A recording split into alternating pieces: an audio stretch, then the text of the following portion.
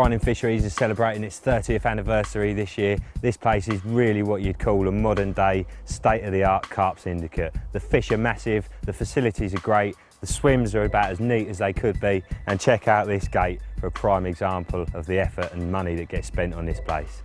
Adam Penning's been involved with the syndicate this season. He's actually here at the moment, he's got his rods out, so we're going to go and catch up with him, find out a little bit more about the place, the work that's been done, and hopefully get a few tips too. If you asked the Fring members how they would best describe their syndicate, then the word you'd probably hear most is awesome. 2014 sees Fring's 30th anniversary, and it shows.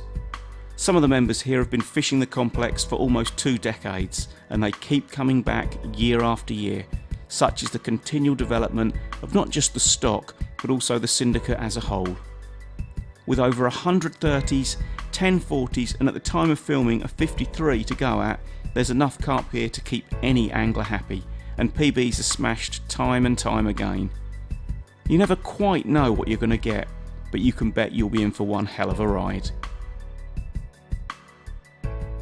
Well, Adam, looks rather carpy around here, mate, doesn't it? Proper nice southwesterly August, yeah, it's bang on, isn't it? Beautiful. Definitely. So I believe you've been having a little go this season. How did you hear about the place?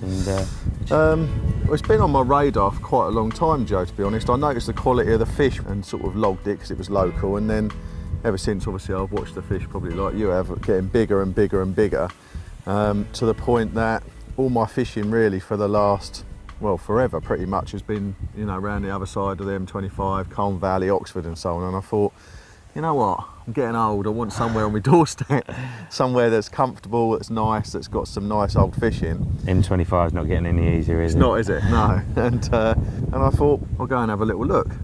So I came down last end of October 2012, and immediately sort of fell in love with the place, just liked everything about it. Some amazing fish which we'll look at later, and it's, you know, it's nestling out here in a beautiful bit of quiet countryside. There's no light pollution, noise pollution or anything like that. It's just a lovely little serene special ticket, I think. Definitely. I mean, I first fished the place about 15 years ago, and I mean, the amount it's come on since then is unbelievable. It's so mature. Come on since then is incredible. I haven't matured though. You know, but obviously Chris has spent so much money on different plants and shrubs and trees and flowers and all sorts. You know, you look across the far bank from the lodge room and you just see all these purples. You know, it's different, isn't it? It is different. Nice. You know, like exactly like you said, it's got splashes of colour here and there. It's got beautifully thick, lush herbage all round. And obviously had a little go on here myself and had a little taster of some of the fish that are in here, and there was just some really unique looking fish as well, aren't there? Definitely. It's one of those lakes that's kind of like it's like a box of chocolates, isn't it? And some lakes have the same strain and they're all exactly the same, and the only difference between the individual fish often is the size, whereas in here you could catch, well, there's not many lakes that have got 40-pound common mirror and leather, you know, and this has, and beyond that you've got scaly ones, fully scaled ones, linears. Yeah, it's a bit tasty. I like it. I believe you were fortunate enough to catch the jewel of the crown. Well, yeah, that was, we all need a lucky capture on our CV, don't we? And is that quite early on in you? It was, yeah. The first night I came down, I dropped into this swim, I saw some fish. I saw one show actually, and on my first night, about 11:30 at night, on the end of a massive wind, I had a fish that I think you caught recently called the rudder. That's right. It's a really nice looking one, isn't it? Yeah, really nice. Really shocked to get one sort of on my first night, but you know, they are very catchable if you angle well, but to catch one within a few hours, I was made up, 37 pound. And then I went home and I came back and did my second night, and after I did my second night that day, I fished where I'd seen some fish showing further out, and caught the germ at 47.4, which actually is an amazing looking fish, isn't it? It's a bit like the northern linear out of Manor, that sort of ilk, and big old chunky fella. Yeah, proper unit, and that's been 50 pound as well. That's been 50 pound, Joe. Yeah, I'm sure it will be again. I think he's going back up there at the moment. That was a new UK PB for me, and it sort of sealed the deal. So I bought my ticket there and then, and since then, like you, I haven't done an awful lot because we've both got busy lives and other things to get on with. But this is my little bolt hole, you know. Well, you used it as a bolt hole last week, didn't you? What did you have? Definitely, yeah, the 26, a 35 and a 41. Right, fantastic. Well, There's some great fish in here, loads of great swims, amazing facilities that are coming on. So should we go around and give the guys a little guided tour of the best syndicate around? Definitely, there's some great swims with loads of water, isn't there? Let's go and have a little look. Brilliant.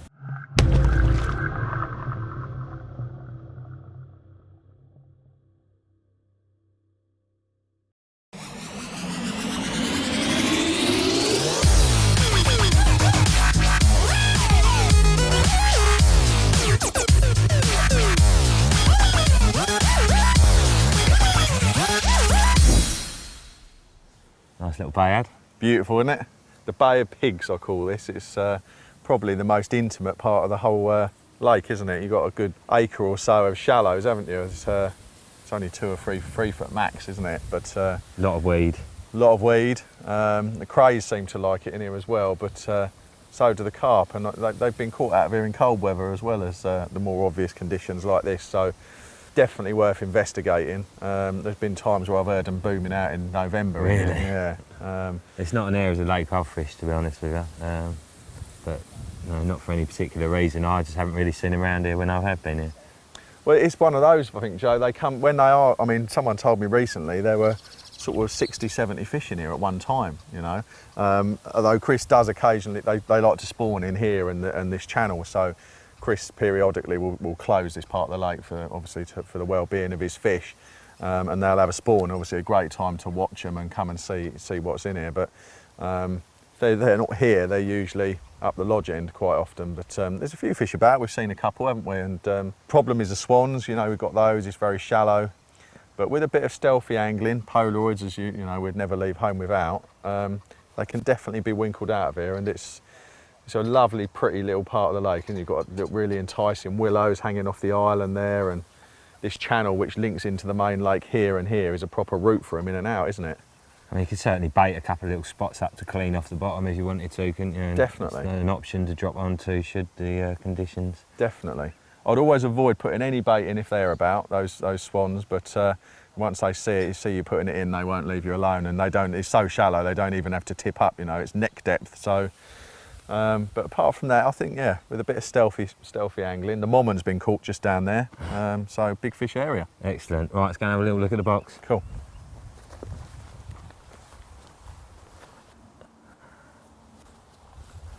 Well, mate, this swim certainly isn't short of a bit of water, is it? No, it commands a huge amount of 2 sides. This is the Royal Box. Not one that we fish really much, is it? But it's, I mean, probably if you were going to pick one swim to do a season in, this would probably do you, wouldn't it? It's not that we'd ever do that, but you've got so much choice. I mean, left-hand side here, you've got the island margins, the deep middle bowl.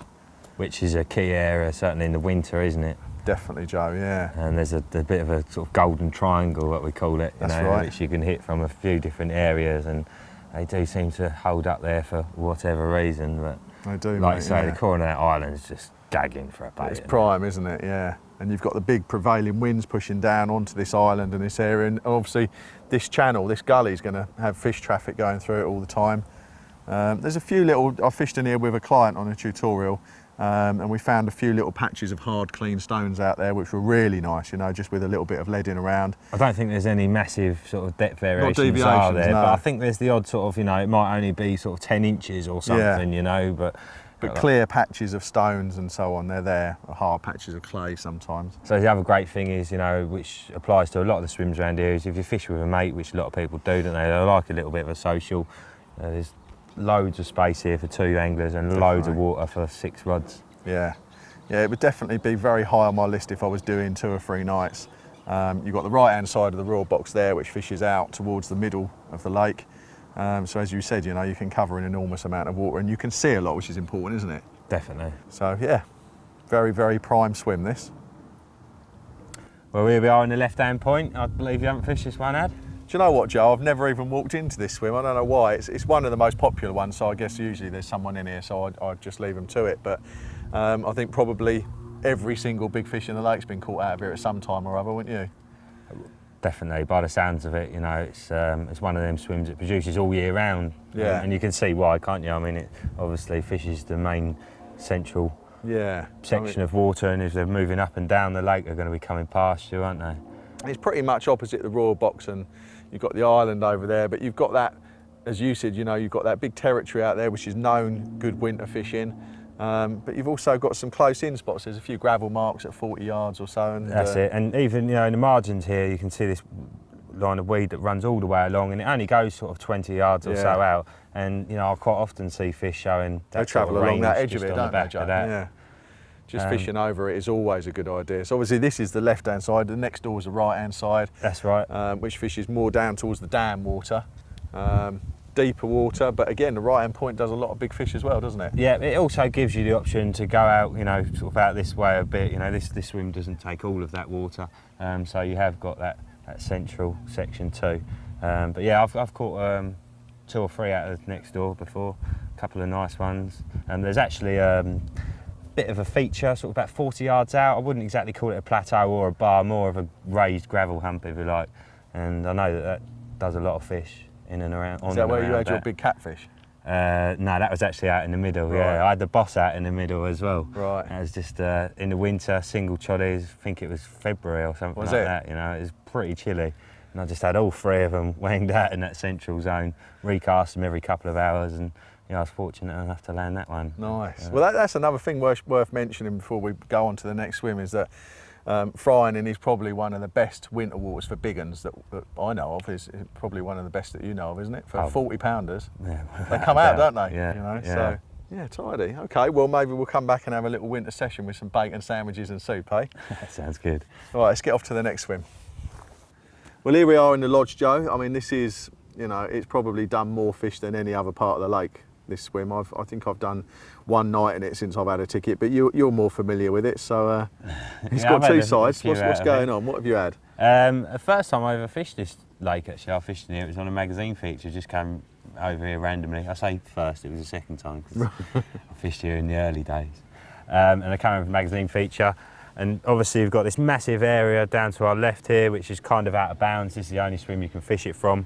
And I ended up, it was a winter, it was cold, it looked prime for it, and I ended up just wanging 3 choddies down there and managing to fluke out a 30-pounder. In the winter? Yeah. That's interesting, because a lot of people think that they're not up here because this is the shallow end, but obviously there are fish up here all the time. Yeah, it's a bit like what you said with the shallow bay. You wouldn't expect to find them in there in the winter, but they were. Exactly. But yeah, and then obviously more recently, a few years back, I had the Nun and the Mommon, again fishing down to that end. And then even more recently, last week, I was fortunate enough to do a 3-night session and catch a 26, a 35 and a 41 from here. Right, that's good hauling, mate. Yeah, brilliant. The first night I had the 35 sort of straight out, about 3/4 of the way across, just where the weed stopped, over a bit of spod. And then I had 2 off of zigs fishing. I can see a fish down there actually glistening and see its back.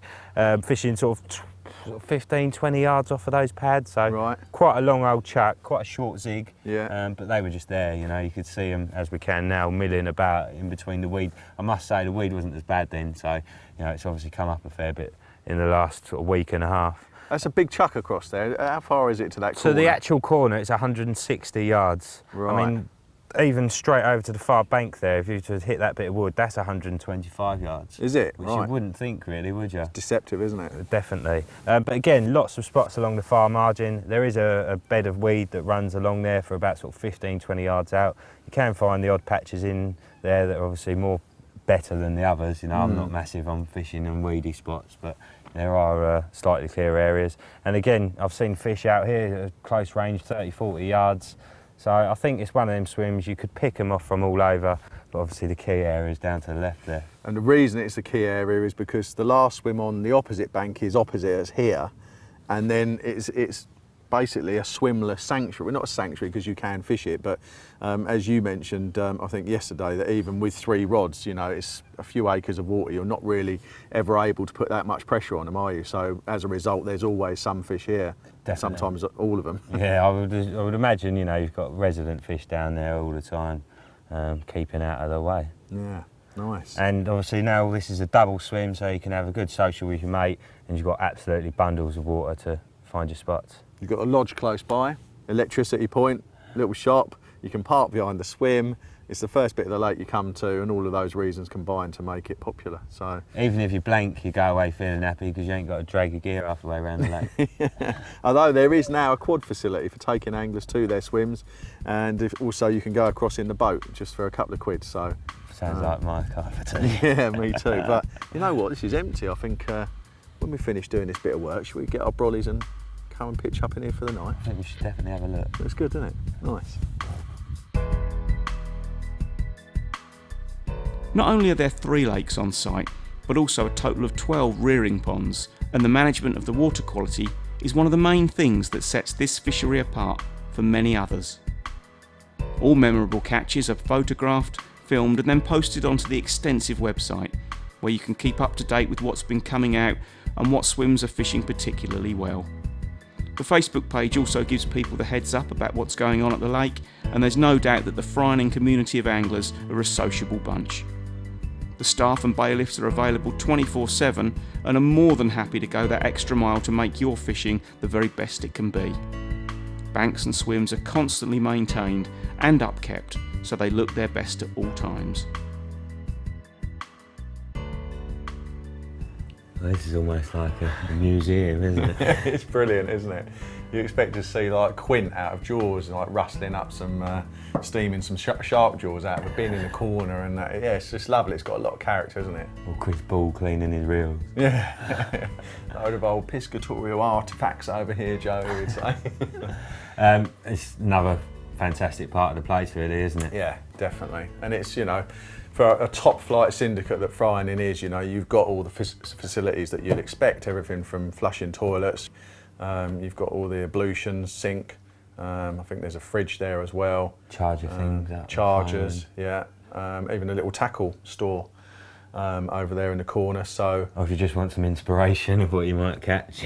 yeah, there's that as well, all around. I mean, yeah, all the beautiful fish that have come out over the years, and it's a nice little place to sort of like come in here if you're fishing the adjacent swims. Chris often has this open in the winter. You can come in with your sounder box, have a coffee with the boys. Little social, and that is one of the things that I've definitely noticed down here. And you know, Chris has said it himself. Such a good vibe between the lads. Definitely, they all like a little social. And in fact, I think Chris is even thinking about doing like a little open day for the members. Yeah, I mean, in 2014, he's talking about laying something on that maybe involves, well, it might involve us, but it will involve something like maybe a rig clinic, maybe some casting tuition, maybe even a barbie or something. So yeah, that's a good example of the sort of lengths that Chris is willing to go to put something back for the members, you know.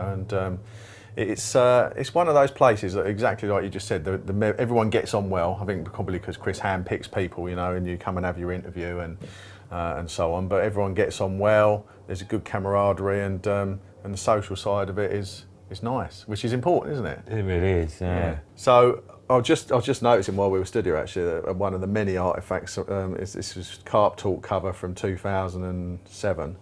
So that was the first 40. Yeah. So. And that was the Germ, which has obviously gone on to do 50. Which has gone on to do 50, yeah. And there's, you know, I think it'd be remiss of us to sort of come and look at all the fishery and all the facilities and everything, and not look at the A-team hierarchy of fish. So with that in mind, we'll go and have a look for them next, shall we? Sounds like a good plan. Good man.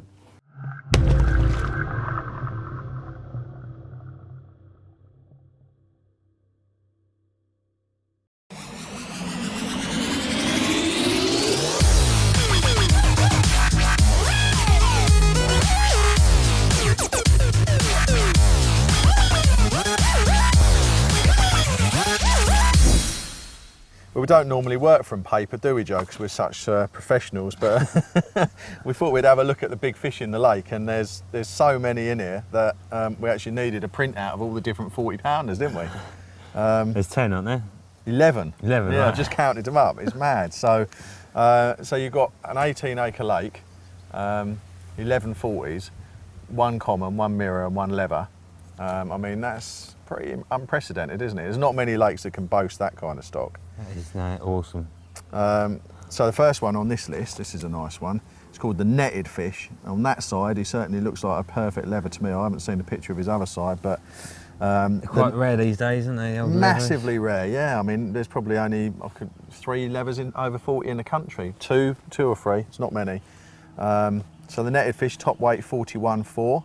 He's one of your favourites, isn't he? The Boss. Yeah, I always wanted to catch that one. Had it at £39. That's Nice. Very happy with. Nice. Yeah. Yeah, it's a lovely carp. Good name as well. And another one that's just going to grow, isn't it? You can see by the shape of it. And Possible 50 in the looks making, isn't fairly it? young even, doesn't it? Yeah. Right, we've got a fish called Charlie.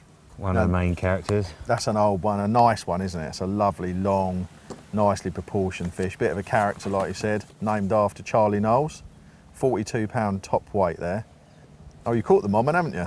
Yep, the mommin. That's a nice one as well. Had that at £38, I believe. Nice. I think he's been up to like £45 now, hasn't he? Really? Yeah, Right, as a winter capture. Right. Yeah, enormous, That's a nice long one, fish. isn't it? Look at that. Well, that's called it's called no name, but yeah, beautiful carp, £44. Again, it's got massive amounts of frame on it. And what I love about this place is there are so many different looking fish, aren't there? And that, you know, yourself and I know you're just the same, you know, you like catching individual characters. Yeah, definitely. Who've got their own sort of... Yeah, very much so. So that's no name there. Oh, we've got another £40 common. Luke's common. Yeah, that's one on my hit list. It's a lovely carp, isn't it? Really, isn't it? Like, again, you know, just got a brilliant frame. Yeah, it's perfectly proportioned, isn't it? Top weight 42.10. One of two £40 commons, but it's worth mentioning the backup fish. I mean, there's, I think there's like 10 fish that are high 30s that are due to, at some point, not all of them maybe, but at some point all of them will. Probably this autumn, you'd imagine. To come over that threshold, and Yeah. there'll be 10 other new 40s. So, Wow. And quite a few of those are commons. So that's Luke's. What's this one? The Chunk. So his top weight 41.8. That's another nice one. And there it looks like it's sort of probably a spawned out weight or something. You can imagine when it's filled out, it's just looking really proper solid. bruiser. Yeah. That's a nice one as well. I haven't seen that one It's an before. old looking one, isn't it? Sparkles. Sparkles at £40 4. Yeah, brilliant. Proper Proper old character. gnarly one, yeah. And the 40s go on. There's another page. Here's a mate of yours. Yeah, the rudder, obviously a little bit down in weight still from the spawning at the moment, but it won't take long before she's back up there, should I say. Yeah. Again, like a classic looking carp, lovely line of scales down the middle of it, and it didn't ruck too much for me. What did you have that on a zig or on the bottom? That was on the bottom, it was. Right, okay. Yeah. So that regularly tops out at sort of just over £40, doesn't it? I believe so. Yeah, it's only in the summer when it's After drops spawning, below. as so. they all do. And then another old friend of yours, the Nun. The one that follows me around the lake. You caught it 3 times, didn't you? 4 times. 4 times, Yeah, right. different swims. Oh, I've had it from the lodge twice, but Right. other times different swims, different tactics. You know, it's just incredible, Just really. like your Joey smell, I love it. I wouldn't get too close. And then lastly, we've got the Germ, which is the biggest carp in the lake. I mean, that's a stunning looking carp, half linear. It's just Um, a mammoth, isn't it? it is a beast, yeah. It's so big. been up to a top weight of £53. I mean, And that again, is- that will be hitting that again this autumn, won't it? Absolutely it will, yeah, definitely. And it's a stunning looking fish. So, yeah, 11 fish that regularly top £40 between, I mean, they'll all be over 40 from September all the way through to May, won't they? And some of them, even after spawning, won't drop below. So, And then all them extra ones. So basically, within a year, 2 years, easily, there's going to be 20 40s in here. That's just crazy, isn't it? 20 40s and maybe a couple of 50s. I would say No Name might be the next one to push through. Looking at that frame on him was just staggering, wasn't it? And there's, you know, there's no signs of them slowing up, are they? They're all No. very healthy looking fish. So yeah, I'm sure. And that's without all the 30s, of course. Because I don't know whether there's 60 or something 30s in there. There's an awful lot. I don't know about you, Joe, but I know you've caught a couple of them and I've caught a couple of them, but there's enough to keep me occupied there for quite a while.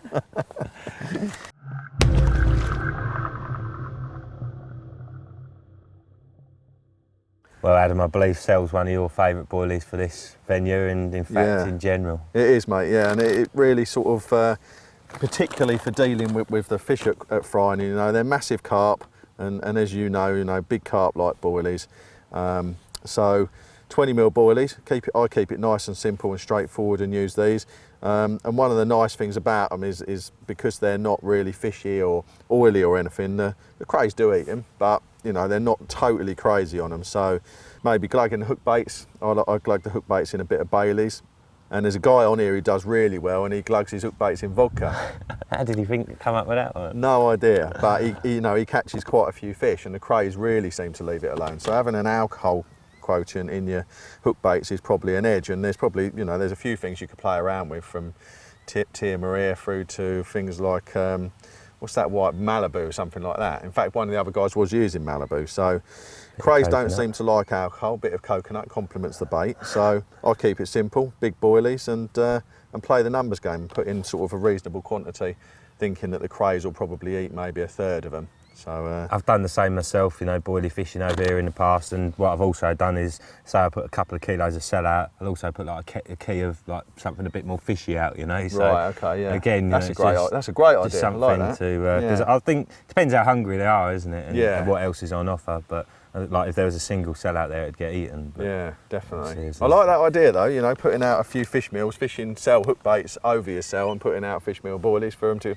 zone in on. Yeah, distraction. crafty. Yeah, as I said, you know, I like to use a few bits and pieces. I do like to play around. So last couple of sessions I've been sort of spodding out a bit of hemp and a bit of pellet, add a bit of ground bait in there as well, because obviously when you've got the ground bait in there and that falls to the bottom, it's hard for them to eat, isn't it? They're not going to be able to eat all that, are they? So there should always be little scents of bait in amongst the spot, and obviously, you know, fishing a small bait over the top of it, that just comes up with it. I like to put a little bag on. That's just a confidence thing really, so when I cast I know the hook's completely masked, but again, you know, there's something around the hook bait that should distract them from actually playing with that rubber, because there's something that they can actually eat there. Another thing is, with these stiff hook links, if you were to cast that out and let it drop, it's probably going to fall quite awkwardly and, you know, not be sitting very well at all. As soon as the lead lands, I'll just give it a little pull back, so I know that's straightened out, and sitting the opposite side of the lead where I want it to. Exactly, yeah, bang on. But sweet corn, you know, what carp won't eat sweet corn? One of the pellets, best baits, again, you know, similar with the ground bait, lots of little bits in there. That's all just going to break down into mush, and hopefully, you know. So you're working on the theory that you don't actually mind crayfish coming in, but you're working on the theory that by having bait like this that is breaking down, you've always got a smell there. Exactly that. To draw the carp in. I mean, what I've found is that whatever you put out, it will draw the crayfish in general anyway. So it will. Yeah. Something there to keep them. And in terms of, you know, I think it's worth probably telling the guys that in terms of topping your swim up, I mean, the crays are always going to be eating your bait and whittling it down. So another massively important thing, and even, you know, without the crayfish, you know, it's worth just keeping your swim active. Yeah, you know yourself when you're floater fishing, you know, you stop putting floaters out and the floaters are drifted off, the fish stop feeding, you know. Exactly, you stop looking for them, but if you keep trickling them out, then they're constantly looking for them, and I think the same applies on the lake bed. Yeah.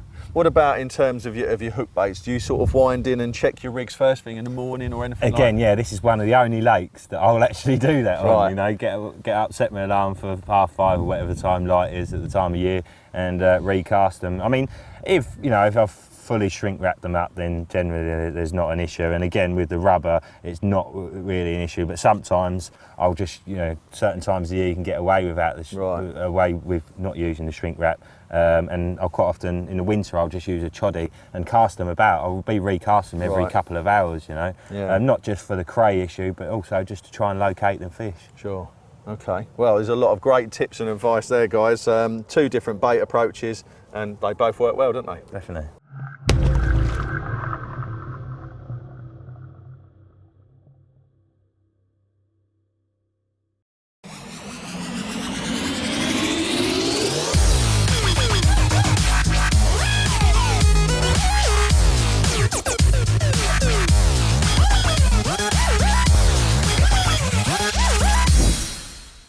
There's quite a lot of crayfish in frying in, and although that benefits the fish health and their growth rates, obviously from an angling perspective it does pose an extra problem that we have to get around. So there's a few things you can do. You can look at plastic hook baits and so on, but I like to fish a boilie and feed boilies. So what I do is I take a piece of shrink tube, which is available on site. A couple of the guys sell it up here.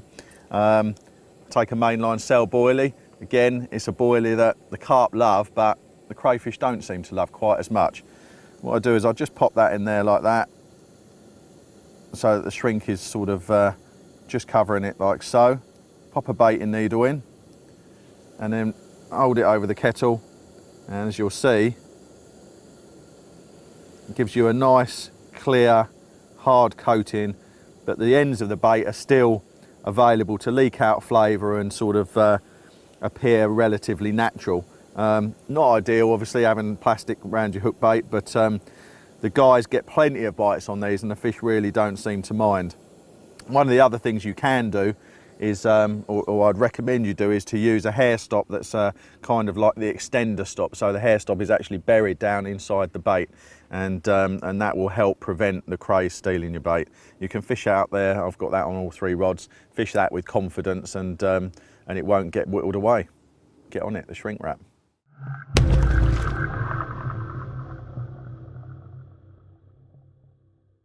Right, mate, obviously we touched on the fact that there are crays in here, and as a result you do need to bear this in mind when making your rigs, don't you? Definitely, mate. I mean, we've both got our own sort of little favourite presentation, but they both take into account combating the cray problem, don't they? And I think one of the first things that I would recommend to anybody who's coming to fish here, or if they're fishing anywhere that's full of crayfish, is avoid pop-ups.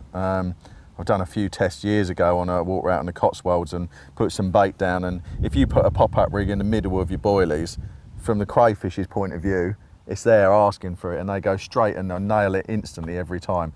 So I prefer to play the numbers game and fish hook bait exactly the same as my other baits. So I just fish a cell bait out of the bag, and I play the numbers game, and I try and put in enough to combat the crays and buy myself time.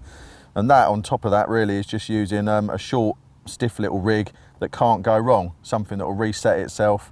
I didn't think I'd be able to use mono when I first came on here. I thought the crays would crimp it up, but I've not had one instance of that, which has surprised me. So a short little stiff rig that resets itself, that they can't really mess up, supple hair, a shrink wrap bottom bait, which buys you a lot more time. That is pretty much essential, and that's it really. Nice and simple, no tangle, and again, it's not popped up and it doesn't have putty on it anywhere. As you know, and you know, the one thing that they like eating more than boilies and pellets is tungsten putty, isn't it? I don't know why. So again, guys, if you're fishing any kind of balance bait or use putty, then you could wind in the morning to find you popped up off the lead instead of being balanced down, and that's too much of a risk in my opinion. Definitely. So, something I've done to combat that is to use the lead from the lead core. Right. And, you know, I'll wrap it round, sort of, if I'm using it tight to a ring, you know, I'll wrap it round, ring tight to the bait. So that seems to, they don't seem to eat lead. They can't thankfully. eat the lead wire, yeah. But they do love putty, I don't know why. So what do you use? Right, obviously I'd like to play around with all sorts of rigs, but generally this is what I like to use when I'm fishing over sort of particle and small bits and bobs in here. I also use it for boilies too.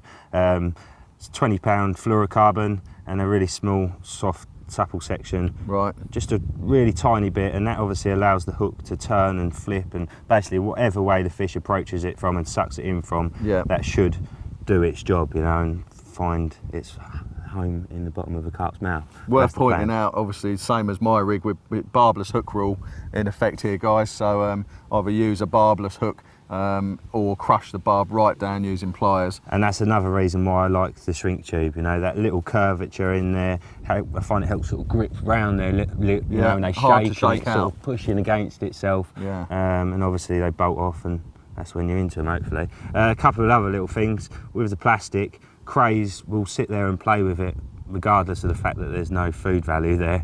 What is it you say, that they sit there and they could... I'd like to put a Rubik's Cube out. I reckon they'd do it within minutes. That is brilliant. Give them a puzzle and they'd solve it, wouldn't they? They're amazing little things. I love that. So to combat that, what I do is I put a little slit in the plastic there, and then a normal hair stop's just pulled into that. They can't get to that, because they will. I mean, they'll eat around the hair stop and pull the hair stop out and pull the rubber off, even if it's just rubber. And for that reason, I like to put a couple of knots in my hair too, and that grips the bait on the hair more and stops them being able to slide it down easily. But yeah, again, pretty simple. Another rig I like to use on here a fair bit is chod rig. You know, I know you said you don't really like pop-ups, but I've found that, you know, a single hook bait approach, if you see a fish show, obviously it presents itself fantastically. Would you fish that with a boilie or a plastic bait, or? Normally a pop-up, yeah, an actual pop-up, and then I'll give it a little bit of shrink wrap just to secure that. But yeah, again, you know, I've caught on sort of a few different rigs in here, so it is worth chopping and changing, but I wouldn't get too fandango-y, would you? No, definitely not, no, because they will mess it up. I think it's also worth pointing out that, you know, in terms of avoiding crays, certainly I would say, I mean, we can't use nuts because they're not allowed here, so they're out of the equation, but using a hook bait that's going to last a long time, but using it over a feed that, I mean, my preference is I avoid fish meal boilies and I avoid pellets. I know the fish love them, but if you use anything oily or fishy, the crays will come on quicker, won't they? Right, I mean, I've just always had it in my head that whatever I put out there, they're going to come onto it. So I'm quite happy, you know, just putting a bit of everything out there and like fishing a little balanced bait over the top of it. But yeah, I can understand. It's like bream, isn't it? You know, they're just pellets are a magnet to them, and I should imagine that for crayfish it's pretty much the same. But I love that little slit there, very tidy, mate. Yeah, cool. And again, that's just balance, so that just literally hovers above the hook, slightest little suck, and that's going up, and hopefully there's a carp on it. Very nice. The purple stuff's actually scented a sweet plum stuff from Enterprise, so it just gives it an extra little bit of scent, doesn't it? Do you think it's important to have flavoured plastic? Would you Not be confident really. I mean, having no flavour yeah, at all? generally in the past I've used unflavoured plastic over my spod bits, and I think it almost gives you an edge in some situations, but here I just want a little bit of scent there for them carp to home in on. Very nice, mate. Well, there you go. There's two different types of presentation, guys, that you can use with confidence. They both caught big carp out of it, haven't they? Yeah. So, excellent. Good work.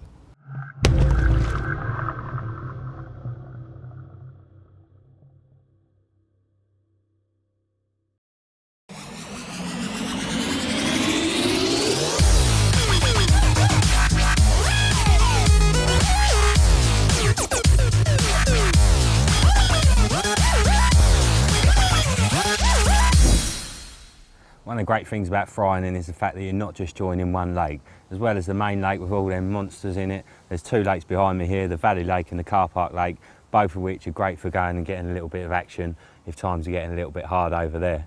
The Valley Lake's got a load of 20s in it. I think there's something silly like 200 in there, quite a few 30s as well. Lots of sort of fun fishing to be had. You know, you can catch them off the top, you can catch them in the edge. So it's one of them places, you know, if you're not feeling particularly confident with what you're doing, your rigs and that, you can go over there and have a play round, or just, you know, just go and get a bend in the rod and have a bit of sport. Same with the Car Park Lake. There's absolutely loads in there. You know, it's one of them places you can wander around, bait up a few spots in the edge, and just wander about with a couple of little rods, a couple of little PVA bags and that, just drop them in the edge and get some fantastic action. Again, quite a few 20s in there, and I believe there's a couple of 30s too. A couple of lads who've been doing a little bit of time on here the past few months or so, Jack and Robbie from Short Session Carpers. They do their own little blogs on YouTube, so they'll be doing a fair bit of time down here. If you wanted to see a little bit more about the lakes, you can check out their videos. We're going to go and catch up with them now, and hopefully might be able to pick up a little tip or two. Right, Jack, I believe you've been having a little bash on the Valley Lake before having a go on the main lake. Yeah, we was down here for about 6 months, me and Robbie. We had a few fish. Second session I had a new PB at 31.4. Excellent. So yeah, that was... There's some lovely fish in here, aren't there? You know, a lot of 20s and yeah, a few you can see them out on the 30s, surface all day long, really. So what did you find made the difference in the end? When I first got here, the weather was a bit bad, so I started using bottom baits. Then I moved on to zigs and surface fishing and had some good results off that. So are there any particular good spots around here that you can recommend? When I fished here, all over the far margins at the back, really. You can always walk around there, chuck a little bit of bait in. That's always nice, isn't it? Get everything nice and accurate. Saves you that messing about with a frying stick, catapults. Be a bit more stealthy about it as well, can't you? Yeah, and it gets you like particle as well, saves spodding and spooking them. Just chuck little handfuls in at the back. Awesome. And I believe you've been having a little go on the main lake recently? Yeah, this is my second session today up there. First session I had another PB, 32.8. Awesome. Yeah, Dalmatian I think that was called. I followed that up with 28 and then I lost one, but Brilliant. I was made up anyway. Plenty in there for you to have a go at, isn't there? Yeah. Cool. All right, mate. Well, I'm sure we'll see you again sometime, so best of luck on that, mate. Cheers. Good man. Right then, Robbie, at the wider end of the Valley Lake now. I believe there's a fair few features out here. Yeah, there's a gravel bar which runs straight through the middle. It's a good feature for this lake because crays, they can't really get above it and it keeps your baits a bit safer. And what sort of depth you got out there then on top of that? On top of that, you get about 3 foot, which is a big difference. So it gives you the option of shallower spots in the daytime when it's hot, and especially when it's hot, you see them cruising over it all day long, really. And I suppose you've got the option of fishing, you know, the base of the bar. Yeah. It's always a good bet, isn't it? A lot of my fishing, like especially like on that side, I do a lot of the margins work. Yeah. Like the first time I was down here, I stuck a rod out 5 foot out just down to my right and had 2 fish off it. Excellent. Like half an hour, so. That's the thing, so many people just ignore the margins these days, but these little lakes, they're constantly patrolling around the edge, aren't they? I mean, you think about it, it ain't a big lake, so the fish are just going to be everywhere, really. The amount of fish stock what's in here, if you put a bit of bait down, eventually I'll get to it. And that day, luckily, the wind was blowing straight down into my area. They were on me, so. Very nice. And how about rigs and that then? Do you use anything particular in here? I had my target fish off the surface. Very nice. On the last day I was here. How big is that one? It was the koi. Yep. With the orange, it only hit Targeting 19 and a half. Excellent. But it was just after spawning, so it's meant to be just above 20. But it was a lovely fish. But most rigs, I do a bit of surface fishing, but normally just simple snowman rigs. Or They do like a floater in here, don't they, when you can catch them on the right day? yeah, on the right day they'll come up and take it. But a lot of people just don't succeed with it because they just try, and then they think it's done, and then they never go back to it. And also you do need a fair few pellets, don't you, or dog biscuits to try and feed off the birds. Well, that day, I actually forgot them. I forgot my mixers. Right. So I just pulled out a tub of cell pop-ups. Really? And I just put about 2 out, and nothing was coming up. And I saw my koi, I stuck it straight back out, and it took it, no worries. Really? So, Single hook bait? Yeah. God, that's such a rare one, isn't it, to Yeah, I catch know, a it was fish off the unbelievable. top on a single. Oh, well, good angling, mate.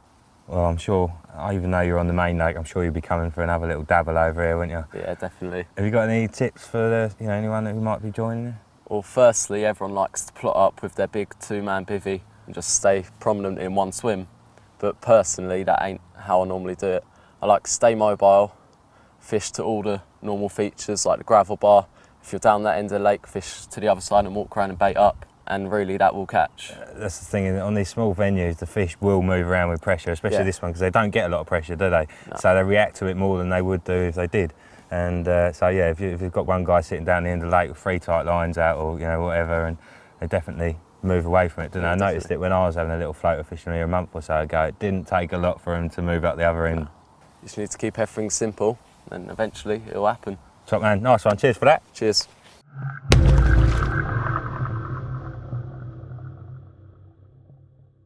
As with any fishery, carp safety is of absolute paramount concern, and I'm pleased to tell you that all the fish in Fring are absolutely mint.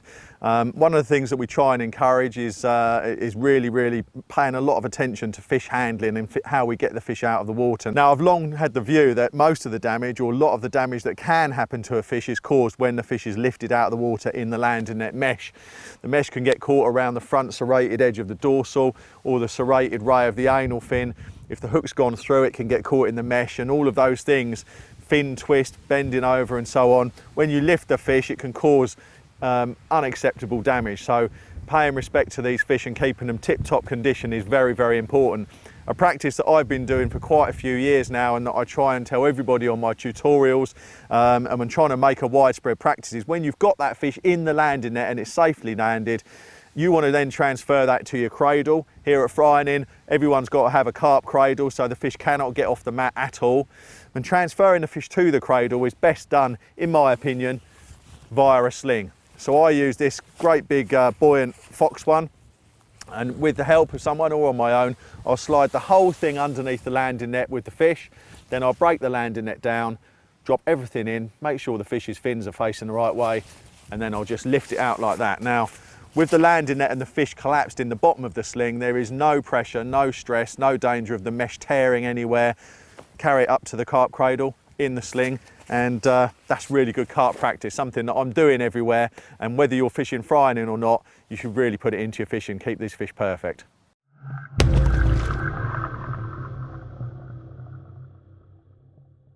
Right, one massively important tip for wherever you're fishing, but even more so here, because the crayfish do mess around with hook points, and as a result they do tend to blunten quite quickly. Obviously, I give this tip to anyone who's fishing any lake. When you're winding in the morning, you feel your hook point. Quite often, even if you've had no occurrences whatsoever, your hook point's not as sharp as it was the night before. Sometimes that's just to do with like the water, sort of a slight bit of corrosion on the hook point. Sometimes you might have had small fish picking up your bait and dropping it onto gravel. And as I say, in here, the crayfish are literally trying to chew at the rubber, and they're sitting there playing with it for ages, and they've got a really hard case on them. So it's quite easy for them to blunt that hook point off. Rather than tying a whole new rig and paying for another hook, get yourself one of these jag hook sharpener. They're 2 different stones. There's a red one and a green one. I prefer the green one. That's a finer file, so it doesn't take as much off. And literally all I'll do is I'll brush the actual tip of the hook. So I'll just show you how I'm doing that there. Literally right on the point there, I'm just going to sweep that down the side of it. I'm not putting any pressure on that whatsoever. It's literally just touching it, and the same on the other side, like that, and then on the front of the hook too. And normally 3 little goes like that is enough, and the way I test it is to hold it on the shrink tube, not on the actual hook. So I'm putting minimum amount of pressure on there, and then just touch that with my nail, and as long as that catches hold, like you see there, it's sort of sliding across there. It's not gripping brilliantly. It is sharp, but it could be sharper. So again, another little brush on either side and on the front, and what you'll find is that will get ridiculously sticky sharp. And every time, I'll just do it for you because it'll only take 2 seconds.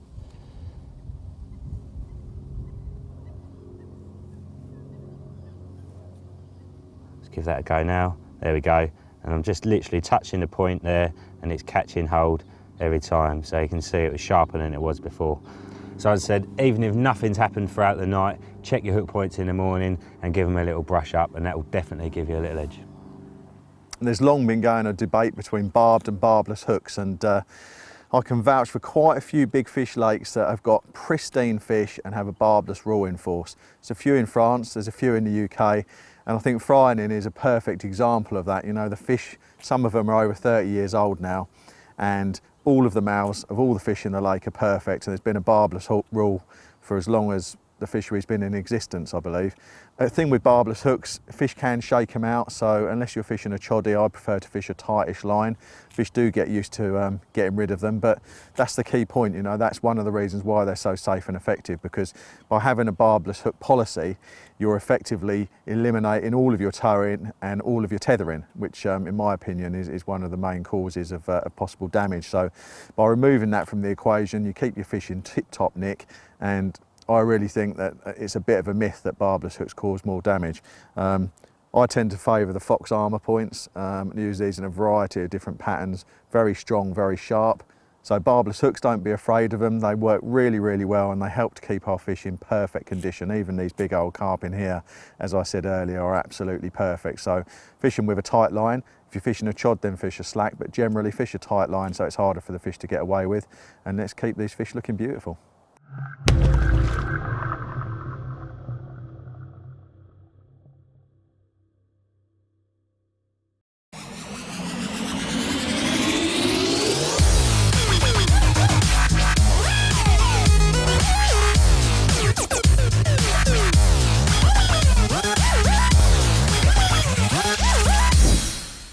Another great tip I've got for you that applies to all fisheries, not just frying in, is to think about your baiting up. Don't go piling loads in to start with. I've been guilty of it myself on here. You're able to use a boat to put the bait out if you wish to, so it's easy to just pile loads in. And once you've piled loads in, the trouble is if the fish aren't really feeding much at the time, then they've got the opportunity to just go and pick at it willy-nilly. Whereas if you've got a sensible amount there to start with and you get a bite, then you create the interest and you can keep topping it up. I quite liken it to my pond at home. If I put loads and loads of floating pellets in there, they'll just pick them off here and there. You know, they don't have to worry too much because they know there's loads there. Whereas if I just put out, you know, a couple at a time and just keep flicking them in the pond, they're literally fighting for these pellets, you know, and that applies out there as well. Create that competition for food, get the fish coming in and looking for it, and you will catch more as a result.